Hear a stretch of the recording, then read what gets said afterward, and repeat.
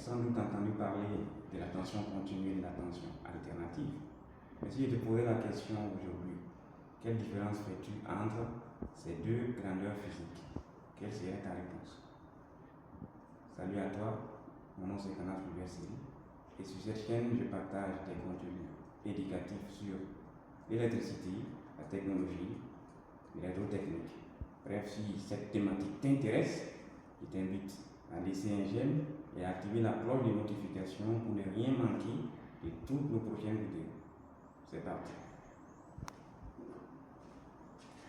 Eh bien, il y a une différence entre la tension continue et la tension alternative.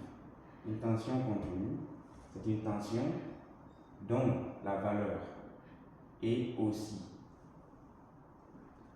Je reprends, une tension continue est une tension dont la valeur et la polarité ne changent pas en fonction du temps. Mais par contre, une tension alternative est une tension dont la valeur et la polarité varient en fonction du temps. Je vais illustrer ces deux explications au travers des schémas. D'abord, pour une tension continue,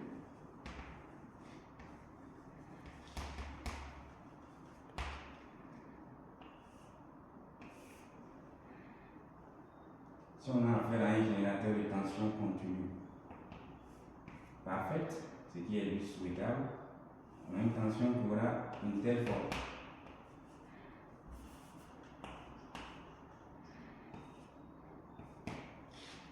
Vous voyez là que cette tension, en fonction du temps, ne varie pas. Bien entendu, les électrons gravitent dans la même direction. Mais pour les générateurs de tension continue, comme les piles, les batteries d'accumulateurs et autres, il y a toujours une chute de tension interne, ce qui donne une allure sur l'oscilloscope de cette forme.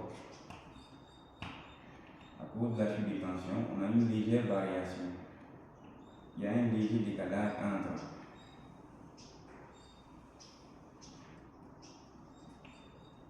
la force électromotrice et également la tension aux bornes d'une charge qui sera branchée aux bornes de cette source de tension continue. Bien. En ce qui concerne la tension alternative,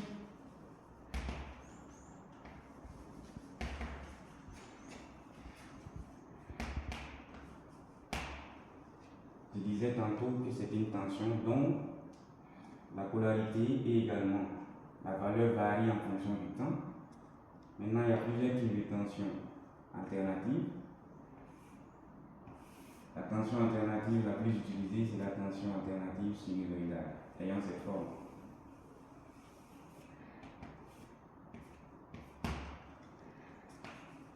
Vous voyez bien que là, ça commence à 0, ça monte, ça descend, ça s'annule encore à partir d'un certain temps, ça retourne encore, ça remonte, c'est-à-dire ça alterne. Vous voyez du coup la différence entre ces deux courbes. Ces deux courbes illustrent déjà la différence entre la tension alternative et la tension continue. Bien, au niveau de la tension alternative, il y a plusieurs paramètres à prendre en compte. Ici, on parle de la valeur crête, notée U crête.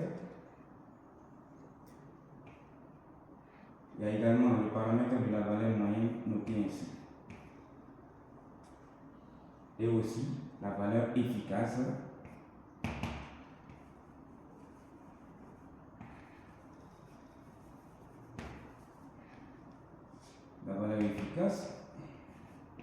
de la tension alternative. La valeur efficace n'est rien d'autre que la racine carrée du carré de la valeur moyenne. Je vous remercie.